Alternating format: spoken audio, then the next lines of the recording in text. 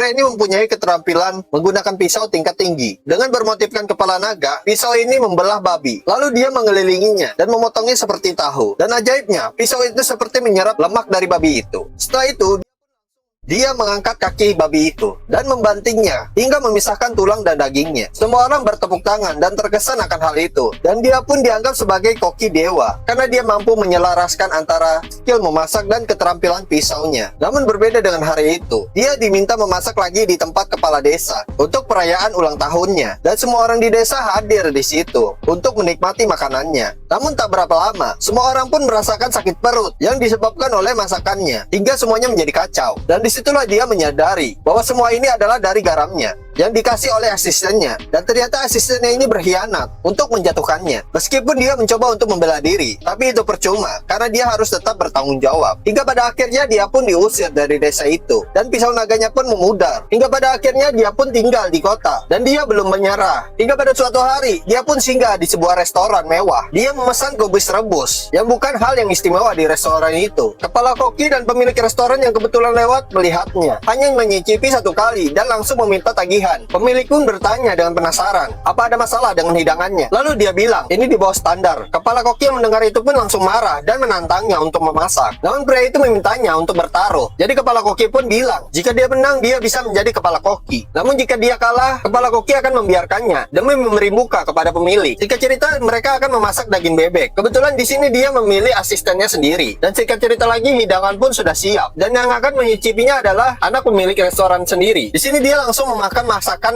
koki kepala restoran dan langsung menyukainya. Namun setelah dia disuruh untuk mencoba masakan koki gendut, dia terlihat kecewa dan melihatnya seperti sudah dingin. Dan ketika dia menyentuhnya, itu ternyata sangat panas. Dan setelah itu daging bebeknya otomatis mengeluarkan aroma yang sesungguhnya. Dan koki gendut pun bilang, bebek ini dimasak dengan kekuatan internal karena dia tidak menggunakan pisau untuk itu. Dia tahu asistennya ini mantan Meteor Garden. Jadi dia menyuruhnya untuk melakukannya hingga menghancurkan seluruh tulang dari bebek itu dengan menggunakan tenaga dalam. Dan setelah gadis itu mencobanya, dia tak bisa berkata-kata karena belum pernah merasakan makanan seperti itu sebelumnya. Bahkan pemilik dan kepala koki mengakui bahwa makanannya itu yang terbaik, sehingga dia pun menjadi kepala koki sesuai dengan taruhan sebelumnya. Namun beberapa hari berselang, asistennya ini mencoba untuk menantangnya juga dengan menggunakan taruhan yang sama. Jika asistennya menang, dia akan menjadi kepala koki. Dan jika asistennya ini kalah, dia akan remake film Meteor Garden Jilid 2. Tamat, jangan lupa untuk like dan semoga hari kalian menyenangkan.